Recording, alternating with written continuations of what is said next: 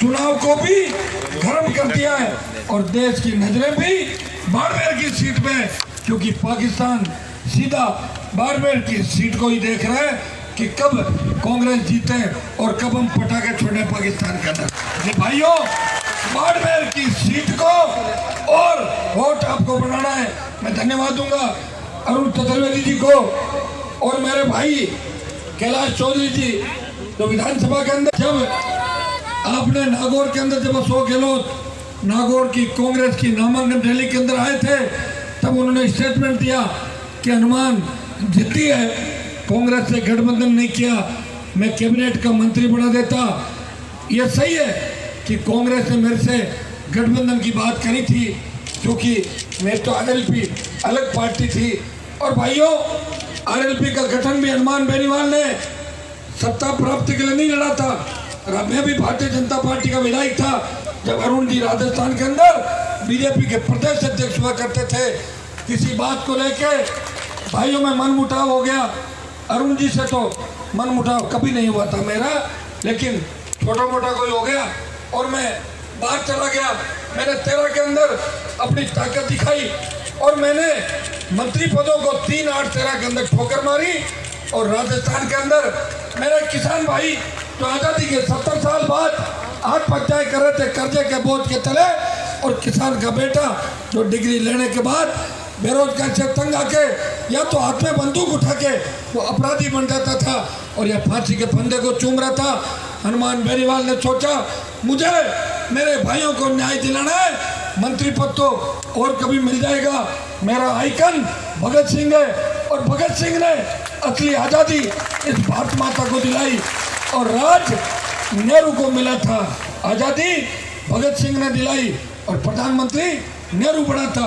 तो भाइयों, हनुमान बेनीवाल ने सोचा कि मैं कुछ कर गुजरूं मेरे भाइयों के लिए, कि एक नया इतिहास और इबादत इस राजस्थान की धरती से लिखूं। मैंने नागौर की धरती से हुंकार भरी, मेरे भाइयों का 82,000 करोड़ का संपूर्ण कर्जा सरकार माफ करे। नागौर की धरती से मैंने हुंकार भरी। मैंने दूसरी मांग रखी कि किसान के बेटों को रोजगार के साधन मिले, मेरे भाइयों को बेरोजगारी भत्ता मिले, स्वामीनाथन आयोग की रिपोर्ट सरकार लागू करे, मुफ्त बिजली राजस्थान के किसानों को मिले और state highway, national highway toll मुक्त हो। रोड टैक्स देते हैं तो टोल टैक्स नहीं देंगे। और नागौर की हुंकार के बाद जब बाड़मेर के अंदर हुंकार भरी तो दिल्ली तक आवाज सुनाई थी, कौन है हनुमान जो इस तरह हुंकार भर रहा है। मोदी जी ने भी देखा कि हनुमान के साथ ये लाखों युवाओं की फौज कैसे। और जब बाड़मेर में हुंकार भरती भाइयों, तब देश की सियासत के अंदर भूचाल आ गया और पाकिस्तान भी डर गया। हाई अलर्ट जारी हो गया कि सीमा पे जवान तो झगड़े के मूड में नहीं है, कहीं किसानों के ये बेटे और तेजाजी और राम सापीर के भक्त अटैक नहीं करते।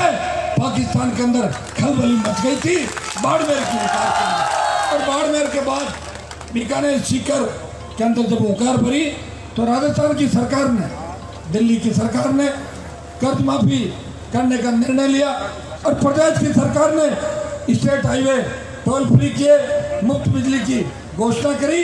और कांग्रेस पार्टी जो बेरोजगारी भत्ता देने की बात कर रही है, कांग्रेस को अगर बेरोजगारी भत्ता याद दिलाया तो 76 के विधायक ने कांग्रेस पार्टी को बेरोजगारी भत्ता याद दिला दिया। और भाइयों, मैंने वचन दिया था कि राजस्थान में तीसरी ताकत खड़ी करूंगा। आपके भाई ने प्रयास किया राजस्थान के अंदर और मेरे सामने विकल्प था कि मैं नए रूप के अंदर आपके बीच आऊं। पहला किसान का बेटा हूं जो खुद की पार्टी बनाई और पार्टी बनाने के 19 दिन के अंदर अंदर 57 सीटों पे उम्मीदवार उतारे।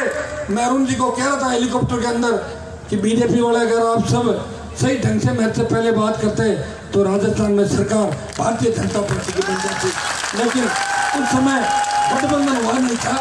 लेकिन अरुण जी कह रहे थे कोई दिक्कत नहीं, अभी ज़्यादा लेट नहीं है। इसलिए भाइयों, अशोक गहलोत ने वहाँ पे कहा कि हनुमान को मैं मंत्री बना देता। गहलोत मेरे से अच्छी तरह परिचित है। कांग्रेस ने गठबंधन की बात मेरे से जरूर करी थी, क्योंकि मेरी तो अलग पार्टी थी आरएलपी। तो मैंने उनको कहा कि मुझे 7 सीट आप दे दो, तो कांग्रेस ने कहा कि 7 आपको दे देंगे, तो हम क्या लेंगे। मैंने कहा नहीं दोगे तो भी मैं तुम्हारा चोपड़ा साफ तो करूंगा, ये तो तय है। तो भाइयों, मंत्री पद का तो सवाल ही नहीं उठता। हनुमान को अगर मंत्री बनना होता तो बहुत पहले बन जाता।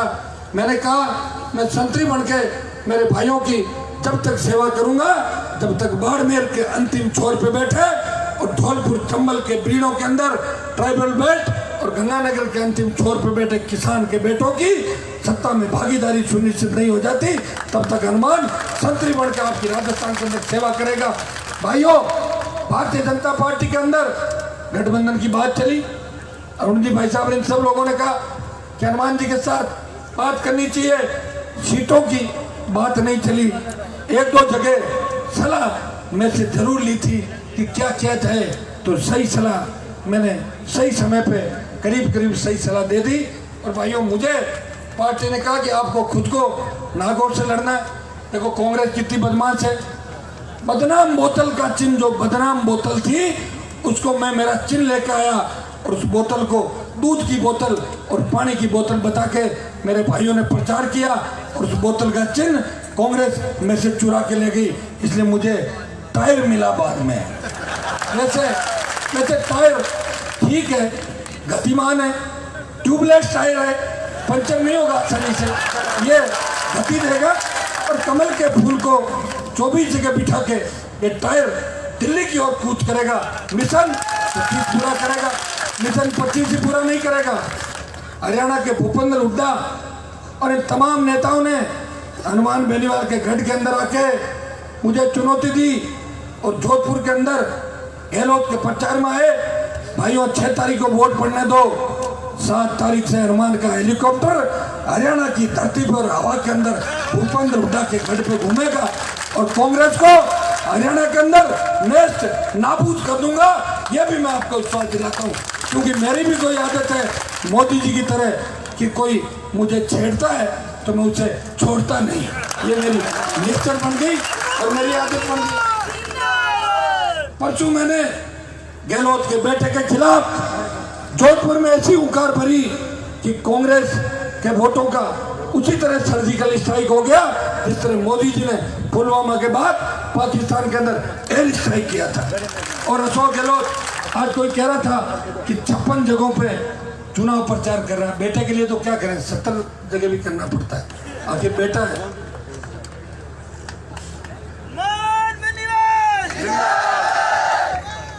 अशोक गहलोत को बेटे को लड़ाने की काम आवश्यकता पड़ गई। खुद मुख्यमंत्री है, अभी कौन सा 90 साल का हुआ है। 90 साल का हो जाए जब तो पुत्र मोह के अंदर पिता अंधा हो जाता है। जिससे धृतराष्ट्र ने पांडवों कौरवों का झगड़ा करा दिया, उसी तरह गहलोत ने अपने बेटे को लड़ा के पूरे सिस्टम को राजस्थान के अंदर खराब कर दिया।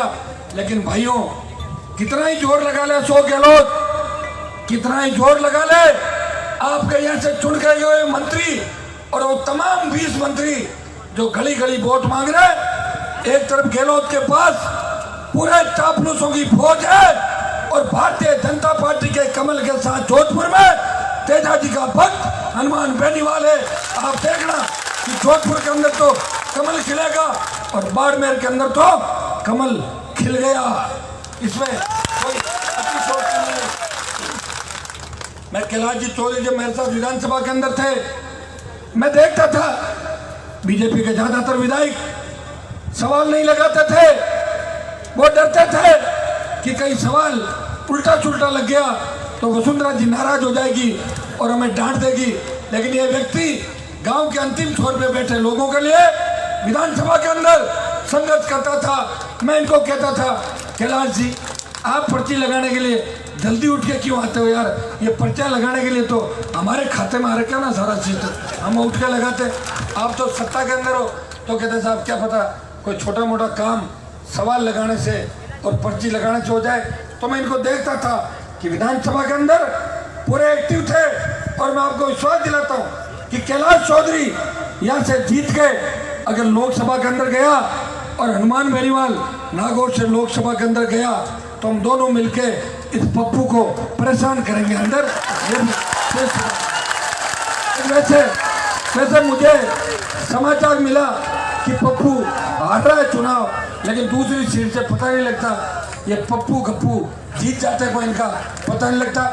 एक दिन मैं रात को लिस्ट बढ़ा रहा था, तो जितने भी तमाम बड़े नेता थे, इन बड़े पैसे वाले जो राजस्थान के अंदर थे, इनकी औलादों की मैंने लिस्ट बनाई, तो 42 पप्पू निकले। और उसके बाद मुझे नींद आ गई, मैंने कहा दूसरे दिन और बढ़ाऊंगा, तो भाइयों उसके बाद समय नहीं मिला। ये तो ऐसे पप्पू हैं जो हर जगह मिल जाएंगे। राजस्थान में भी कई जगह कई नेताओं की औलादें पप्पू की तरह ही है कि नहीं, जानते हो ना आप, समझ भी गए होंगे सारी बात। तो ये पप्पू हर जगह आपको मिलेंगे, और इन पप्पुओं को इनके पापा तैयार करके इनको राजनीतिक विरासत सौंपना चाहते हैं। राहुल गांधी का तो एक मैंने वीडियो देखा था, उसके अंदर उसको तलवार भेंट करी, तो कायदा तो ये होता है कि तलवार निकाल के, हो सकता है कि भाई एक अलग सिस्टम होता है, आप चूम गले के भी इसके सर के लगा सकते हो, तलवार को लहरा भी सकते हो। तो उसने क्या किया, तलवार को तो नीचे कर लिया और उसकी मयान को लहरा रहा। अरे यार, ये तो वास्तव में अलग ही टाइप का आदमी देख लिया मैंने तो भाई। ऐसे आदमी के हाथ में अगर सत्ता सौंप दी, ये पता नहीं रात को क्या कर दे, कोई भरोसा कैसा।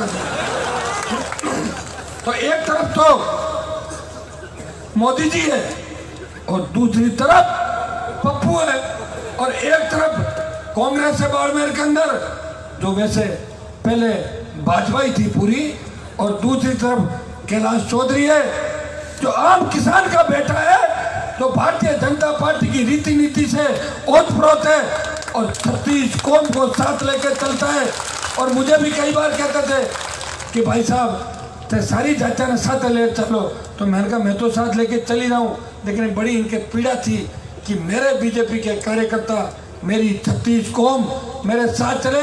भाइयों, मैं भरोसा दिलाता हूँ कि कैलाश जी अगर सांसद चुन के गए तो निश्चित रूप से बाड़मेर की 36 कौम इस व्यक्ति को याद रखेगी, और ये आपका विश्वास नहीं तोड़ेंगे। और बाड़मेर की जीत पे इस राजस्थान की राजनीति टिकी हुई है। आपको बाड़मेर के अंदर मजबूती दिखानी है, और मजबूती इतनी दिखानी है कि पोलिंग, जब पिछला चुनाव हुआ था लोकसभा में, तब पोलिंग शायद 77 कितनी हो गई थी, 80 हो गई थी। अब के बार बाईतू में कितनी पोलिंग कर दोगे बताओ आप लोग हैं? अब तुम 101 मत करना, नहीं तो वोट वापिस पड़ जाएंगे। एक एक जवान 10-10 वोट डाल देना, डाल दोगे ना? डाल देना मतलब लाला के डाल देना सारे, एक एक आदमी है तो मशीन के बटन नहीं दबाने दे, वो तो फिर फर्जी वोट हो जाता है। तुम फर्जी वोट नहीं डालते, बाईतू का रिकॉर्ड है कि बाईतू खींवसर और इन इलाकों में फर्जी वोट कम पड़ता है। तो भाइयों, एक एक व्यक्ति 10-10 वोट लाके डलवा देगा। मेरे भाइयों, निकल पड़ो, कहीं ऐसा नहीं हो सुस्त रह जाओ, कांग्रेस जीत जाए और पाकिस्तान के अंदर उसका जश्न मने, पटाखे चले, ये काम मत करना। ये सीमावर्ती इलाका है, भारत माता के सम्मान के लिए बाड़मेर की सीट का जीतना बहुत आवश्यक है। और मोदी जी प्रधानमंत्री बने तो निश्चित रूप से मैं आपको भरोसा दिलाता हूँ, इस संसदीय सत्र में आपके भाई कैलाश जी और हनुमान बेनीवाल, जिसका बाड़मेर जिले से पुराना नाता रिश्ता है, यहाँ की धरती पे संघर्ष किया, और जब कई बार मैं अकेला होता था, व्यथित हो जाता था और सोचता था कि मैं अकेला कैसे लड़ूंगा, तो बाड़मेर के किसान के बेटे नई ऊर्जा मुझे देते थे। हनुमान जी, हिम्मत मत हारना, आप लड़ते रहो। आप अगर हिम्मत हार गए तो राजस्थान के अंदर लड़ाके खत्म हो जाएंगे। और भाइयों, इसीलिए आपका प्यार मुझे खींच के ले आया, और मैं मेरा चुनाव छोड़ के मेरे भाई कैलाश जी के लिए वोट की अपील करने के लिए हनुमान बेनीवाल इस बाड़मेर की धरती पे तपती धूप के अंदर आया है। आप तो वो बाड़मेर के मेरे भाई हो जिन्होंने विपरीत परिस्थितियों के अंदर लड़ाई लड़ी, सीमा पे भी जब 62-71 और कारगिल के झगड़े हुए, तब कई बार सीमावर्ती गांव पे गोलियां चल जाती थी, कई जगह हादसे भी हो जाते थे, लेकिन आपने विपरीत परिस्थितियों के अंदर लड़े। आपने तो पानी को घी की तरह संजोया, दूर दराज से पानी लेके लोग आते थे, सर पे हमारी माताएं बहनें पानी का मटका और घड़ा लेके सर पे कितने किलोमीटर तक चलती थी। और आपने जब इतना संघर्ष आज़ादी की लड़ाई से लेके आज तक किया, इसलिए तो यहाँ पे खेमा बाबा जैसे वीर पुरुष हुए, राम साहब पीर जैसा अवतार इस बाड़मेर जैसलमेर की धरती पे हुआ। और बाड़मेर की लड़ाई कोई तो लड़ रहा है, और ये गठबंधन भी बाड़मेर के संघर्ष का ही परिणाम है। भाइयों, मैंने किसानों का मान बढ़ा दिया। दिल्ली में बात चली कि 41 तो एनडीए का घटक दल है, ये 42वां आरएलपी कौन है? तो कहा कि राजस्थान के अंदर एक किसान का बेटा है जिसने सड़कों पर संघर्ष किया, वो भारतीय जनता पार्टी का विधायक था और बहुत लंबी लड़ाई लड़ी। मोदी जी को पसंद आ गया, बोला हनुमान को हमारे साथ जोड़ना है, इसे नागौर की सीट छोड़ी। तो स्थिति बहुत खराब हो गई थी, बहुत परेशान थे। मुझे दिन में 3 फोन करते थे, हनुमान जी मारे नुकसान मत कीजिए। मगर नहीं करूँगा, हेमाराम जी नहीं करूँगा, आप निश्चित रहो। अब लोगों को कहते घूम रहे कि थारो मुख्यमंत्री कट गयो। आपका मुख्यमंत्री तो यही है, 45 साल उम्र है, अभी तो विरोधियों की छाती पे 40 साल तक मूंग दलूंगा, ये तय कर लो। और गहलोत का जो थैला उठा रहे और जो पायलट का थैला उठा रहे, उन सबको मैं उठा के उनको पैक करके और जगह ले जाके पटक दूंगा। इस चीज का भी ध्यान रखना। भाइयों, ये वो लोग हैं जो सत्ता के लिए कहीं भी जा सकते हैं, और गर्ज होती है तो किसी को भी अपना बाप बना लेते हैं, और गर्ज मिटती है तो ये गहलोत के गुणगान करते हैं। इसलिए इन लोगों से भी सावधान रहना। हनुमान तो वो लड़का है जिस तरह तेजाजी महाराज वचन के पक्के थे, मैं भी वचन का पक्का हूँ। मैंने वचन दे दिया तो दे दिया, और कह दिया तो कह दिया, फिर मेरी जान चली जाए मैं परवाह नहीं करता। मुझे कहा था कई लोगों ने नागौर के अंदर कि जोधपुर में आप प्रचार में मत जाओ, आपके वोटों का नुकसान हो जाएगा। मैंने कहा मैं नुकसान ही तो चाहता हूँ हर जगह। जिस तरह मोटरसाइकिल में लिखा होता है रिस्की बॉय, उसी तरह मैं हूँ रिस्की लीडर, जो चलते चलते खतरों से खेलता हूँ और चलते चलते मैं संघर्ष कर लेता हूँ। तो भाइयों, अब की बार भारत माता की मजबूती के लिए राष्ट्रवादी व्यक्ति हूँ, इसलिए मोदी जी के साथ जुड़ा हूँ। कांग्रेस वाले कह रहे हैं कि हनुमान जी तो बीजेपी के झांसे में आ गए। बीजेपी के झांसे में नहीं आया, बीजेपी तो मेरी पहली पार्टी रही हुई है, कांग्रेस के झांसे के अंदर नहीं आया। ये उनको तकलीफ है और उनकी सारी तकलीफ मैं दूर कर दूंगा। यहाँ आपके नेताओं के बारे में तो ज़्यादा मैं यहाँ बातें कहना ठीक नहीं समझता, क्योंकि ये मंच कैलाश जी का है। अगर मेरा मंच होता तो मैं और फुटबॉल खेलता कहीं तक, लेकिन आज मैं चाहता हूँ कि मेरे भाई को मजबूती मिले। हनुमान बेनीवाल की पूरी फौज तो पहले दिन से जब नामांकन इन्होंने भरा था तो अपने आप ही ये जो आरएलपी बैठी है वो अपने आप ही कैलाश जी के नारे लगाते हुए नेता मंच में आ गए थे और लोग कार्यकर्ता के रूप में जुड़ गए थे। हमने कोई इनसे टेलीफोन नहीं कराया, अपने आप जुड़ गई। और बाकी बच्चे लोग मेरे भाइयों से मैं अपील करना चाहता हूँ कि भारतीय जनता पार्टी के अंदर भी कई नेताओं की बात चल रही है, वो नाराज है, वो नहीं है, सारे एक हो गए। तमाम किसानों के नेता बाड़मेर के अंदर एक हो गए और तमाम भारतीय जनता पार्टी और 36 कौम कैलाश जी को जिताने के लिए एक हो गई। भाइयों, जुट जाओ, जीत का मार्जिन बहुत बड़ा दिख रहा है। और 22 से मुझे लग रहा है कि अब की बार आप 1 लाख क्रॉस कर सकते हो जीत का आंकड़ा, ऐसा मुझे लग रहा है। ये आपने अगर 22 में कर दिया तो मुझे नहीं लगता कि कहीं दूसरी जगह कोई टिकेगा, क्योंकि 5-6 कॉन्स्टिट्यूंसी के अंदर बड़ी बढ़त आप बनाओगे और बहुत बड़ी ताकत के रूप में बाड़मेर का जो युवाओं का जोश है कैलाश जी ताकत के रूप में उभर के दिल्ली जाएंगे।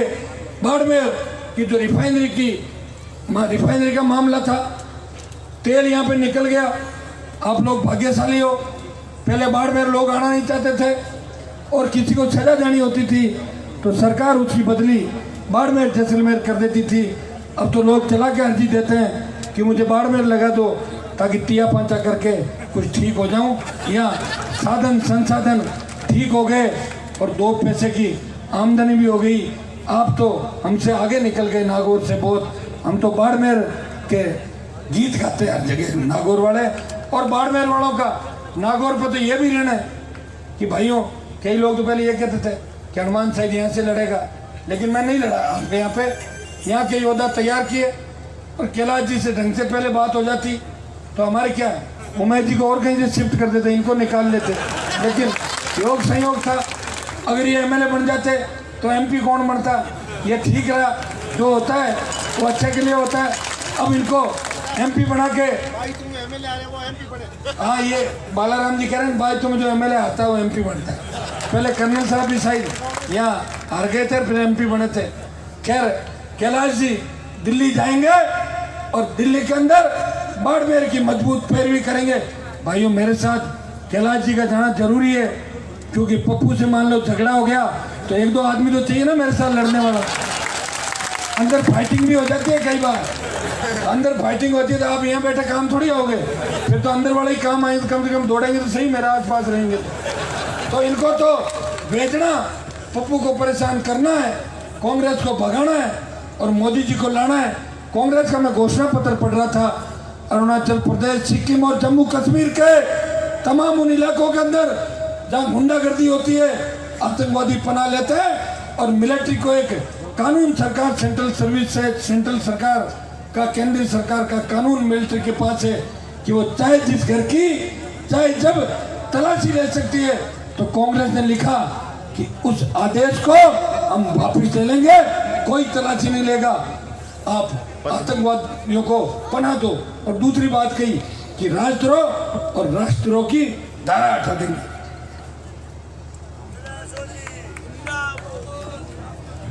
अपने तो ये काम ही नहीं रखना धारा हटाने का।